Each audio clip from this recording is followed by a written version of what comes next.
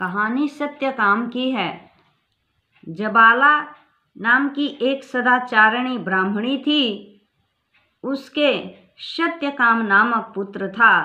जब वह विद्याध्ययन करने योग्य हुआ तब एक दिन उसने गुरुकुल जाने की इच्छा से अपनी माता से पूछा, हे पूजनीय माता, मैं ब्रह्मचर्य पालन करता हुआ गुरु की सेवा में रहना चाहता हूँ।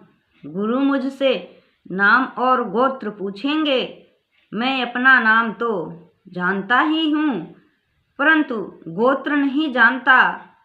अतएव मेरा गोत्र क्या है सो मुझे बताओ। जबाला ने कहा, बेटा तू किस गोत्र का है इस बात को मैं नहीं जानती, क्योंकि मेरी जवानी में जब तू पैदा हुआ था तब मेरे स्वामी के घर पर बहुत से अतिथि आया करते थे। मेरा सारा समय उनकी सेवा में ही बीत जाता था। इससे मुझको तेरे पिता से गोत्र पूछने का समय नहीं मिला। अतएव मैं तेरा गोत्र नहीं जानती। मेरा नाम जबाला है और तेरा सत्यकाम, बस मैं इतना ही जानती हूँ। तुझसे आचार्य पूछें तो कह देना कि मैं जबाला का पुत्र सत्यकाम हूँ। माता की आज्ञा लेकर सत्यकाम महर्षि हरिद्रुम के पुत्र गौतम ऋषि के घर गए और प्रार्थना करके बोले कि हे भगवान, मैं ब्रह्मचर्य का पालन करता हुआ आपके समीप रहकर सेवा करना चाहता हूँ, मुझे स्वीकार कीजिए। गुरु ने बड़े स्नेह से पूछा, हे सौम्य, तेरा गोत्र क्या है? सरल सत्यकाम ने नम्रता से कहा, भगवान, मेरा गोत्र क्या है इस बात को मैं नहीं जानता। मैंने यहाँ आते समय माता से पूछा था, तब उन्होंने कहा कि मैं युवावस्था में अनेकों अतिथियों की सेवा में लगी रहने के कारण स्वामी से गोत्र नहीं पूछ सकी। युवावस्था में जब तेरा जन्म हुआ था उसी समय तेरे पिता की मृत्यु हो गई थी। इसीलिए शोक और दुख से पीड़ित होने के कारण दूसरों से भी तेरा गोत्र नहीं पूछ सकी।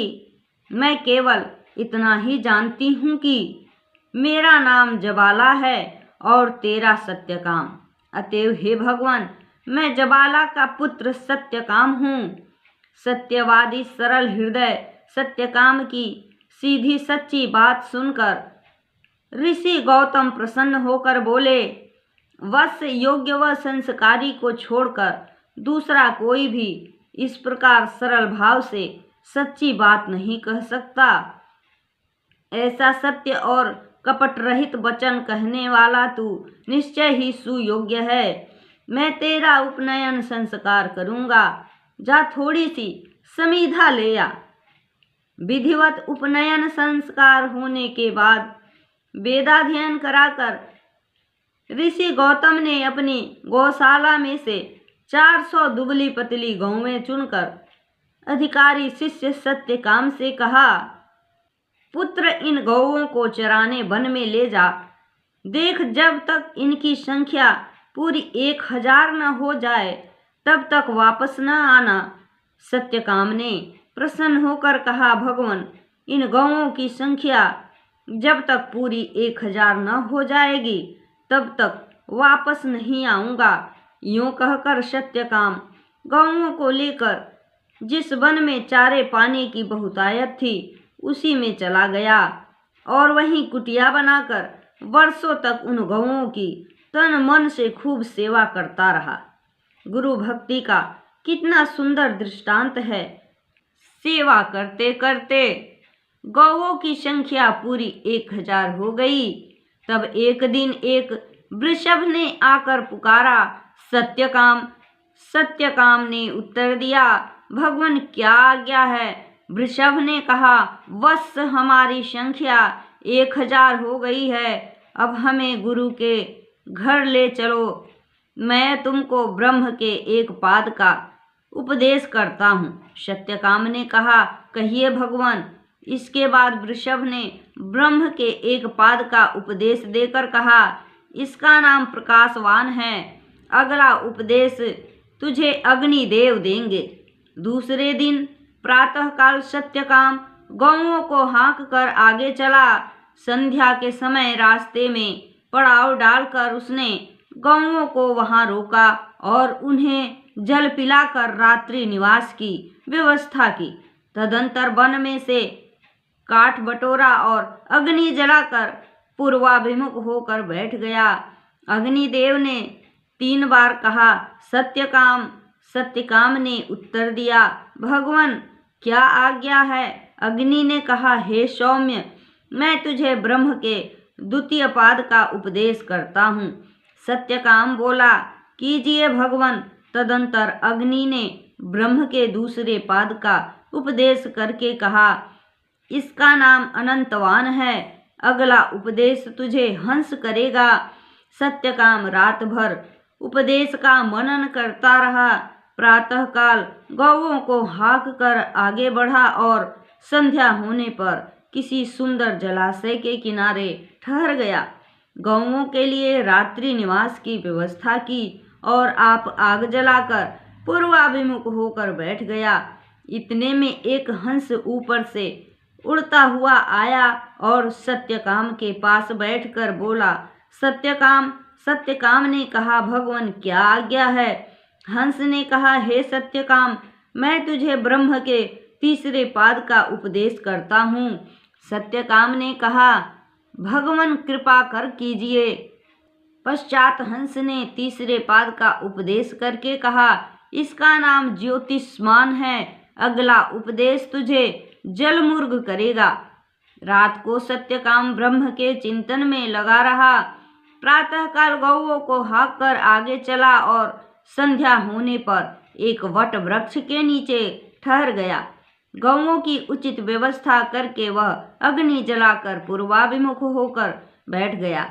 इतने में एक जलमुर्ग ने आकर पुकारा, सत्यकाम। सत्यकाम ने उत्तर दिया, भगवान क्या आज्ञा है।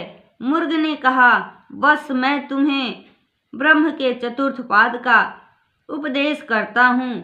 सत्यकाम बोला, प्रभु कीजिए। तदंतर जलमुर्ग ने आयतनवान रूप से ब्रह्म के चौथे पाद का उपदेश किया।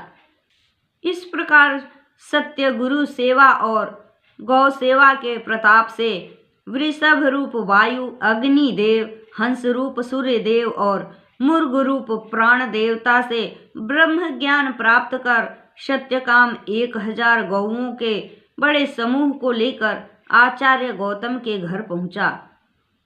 उस समय उसके मुखमंडल पर ब्रह्म तेज छिटक रहा था। आनंद की सहस्र सहस्र किरणें झिलमिला रही थी। गुरु ने सत्यकाम की चिंता रहित तेज पूर्ण दिव्य मुख कांति को देखकर कहा, वत्स सत्यकाम। उसने उत्तर दिया, भगवान। गुरु बोले, हे सौम्य, तू ब्रह्म ज्ञानी के सदृश दिखाई दे रहा है। वत्स, तुझको किसने उपदेश किया।